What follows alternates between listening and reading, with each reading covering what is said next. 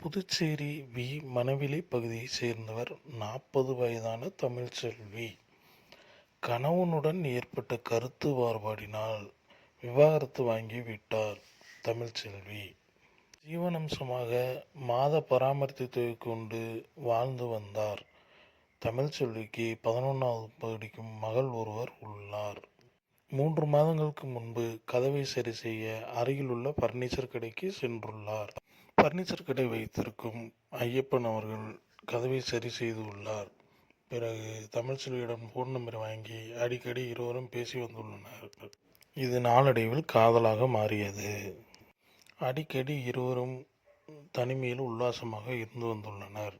இந்த 3 மாத இடைவெளியில் ஐயப்பனிடம் தன் குடும்ப செலவிற்காகவும் கடனாக 1,50,000 லட்சம் வரை கடன் வாங்கி உள்ளார். தமிழ்ச்செல்வியிடம் ஐயப்பன் 1,50,000 லட்சம் பணத்தை திரும்பி கேட்கும்போது இது வாக்குவாதமாக மாறியது. பணத்தை திரும்பி கேட்கும்போது பணத்தை திரும்பி தராததால் ஆத்திரமடைந்த ஐயப்பன் தமிழ்ச்செல்வியை அடித்து கொலை செய்தார். பிறகு சாக்குப்பையில் வைத்து அடைத்து தூக்கி காரில் எடுத்து சென்று ஆள் நடமாட்டம் இல்லாத உறவையாறு வாய்க்காலில் வீசி சென்று உள்ளார்.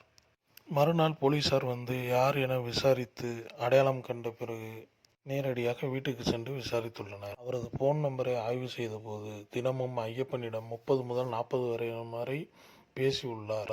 ஐயப்பன் தான் கொலை செய்ததை ஒப்புக்கொண்டார். ஐயப்பன் அவர்களுக்கு இது புதிதல்ல.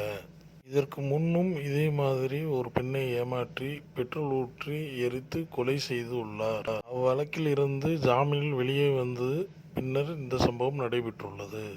மீண்டும் ஒரு உண்மை சம்பவத்துடன் அடுத்த வீடியோவில் சந்திப்போம். அனைவருக்கும் நன்றி, வணக்கம். Please all subscribe, please support பண்ணுங்கள்.